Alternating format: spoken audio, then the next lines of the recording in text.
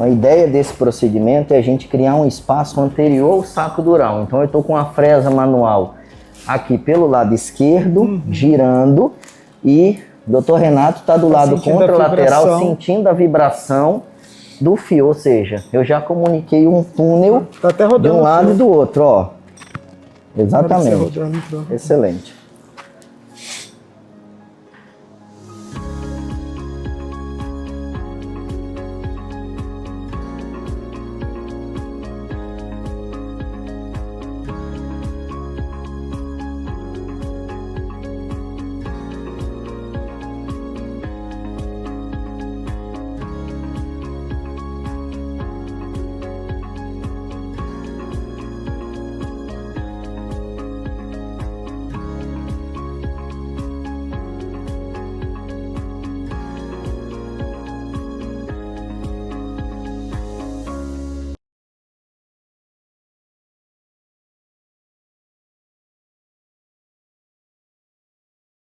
Aqui a gente consegue identificar o furo que a gente fez com a fresa manual, pegando a incisura vertebral.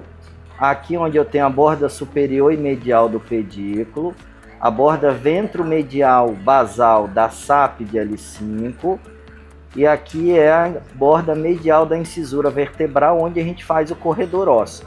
Então a ideia nossa é a gente drilar esse pedaço, porque o limite aqui do core feito pela fresa manual já é o limite que a gente precisa de descompressão do canal. Depois a gente só vai caminhar aqui para inferior à estrutura neurológica. A ideia é a gente drilar o mínimo possível da borda ventral da SAP, exatamente para a gente não alterar a estrutura do pilar pedículo facetário pedicular, que é o que está segurando essa listese. Então aqui a gente está vendo o core da utilização da osteotomia com a fresa manual. Aqui ó, já é a raiz emergente de L4, com essa casquinha de compressão que a gente está tirando aqui. A gente consegue ver a borda ventral da SAP, a borda superior do pedículo, em seu limite inferior e medial. Essa já é a gordura da porção discal do forame, perto do recesso lateral. E aqui está o core que a gente fez com a fresa manual, ou seja, descomprimindo esse pedaço aqui, eu vou conseguir descomprimir a raiz emergente, atacando pela axila e a gente chegando dentro do canal. Então o Tiger Flex está lá no fundo do core que a gente criou. Eu tenho aqui a placa terminal, o ânulo fibroso, eu tenho o osso aqui de L4, eu já tenho a raiz descendente de L4 completamente livre aqui, e a gente está atacando exatamente esse complexo. Então, próximo passo, eu vou drilar essa parte óssea junto aqui com a placa terminal para esqueletizar essa parte de disco, exatamente para pegar esse corredor natural aqui, ó, e tombar essa compressão. A gente consegue ver como a raiz está jogada fina aqui para cima, ó. Então a raiz descendente ela tá ali, ó. Então aqui a gente está vendo a raiz emergente de L4. E agora aqui a gente consegue ver a interface entre o disco e o ligamento. Eu estou usando a raiz como referência. Eu tenho a gordura aqui, ó, medial à hérnia, medial à compressão. Então eu vou usando como referência para poder a gente fazer a descompressão. Mas eu tenho a raiz emergente toda aqui já. Então inventário final de um acesso transforaminal L4 L5 do lado direito, combinado com uma utilização de fresa manual para realização de uma osteotomia da incisura vertebral superior de L5 bilateral até a linha média, para criar um túnel à frente do saco dural, exatamente para a gente ter o limite de referência da listese grau 2 e para a gente ter ângulo de ataque. A gente consegue observar às 9 horas, indo em direção a meio-dia, o arco de Wagner, onde eu tenho a borda medial do pedículo pulsando. eu consigo observar a raiz emergente de IL4 completamente livre. Entrando no espaço onde a gente criou, abaixo da estrutura, eu tenho a raiz descendente de L5 completamente livre. Eu tenho também a raiz emergente de L4 completamente livre. E a gente consegue chegar até depois da linha média, à frente das estruturas neurológicas. Aqui eu tenho a interface entre o ligamento longitudinal posterior, a gordura e a raiz descendente, configurando então uma descompressão efetiva dessas duas raízes sintomáticas, emergente de L4 e descendente de L5.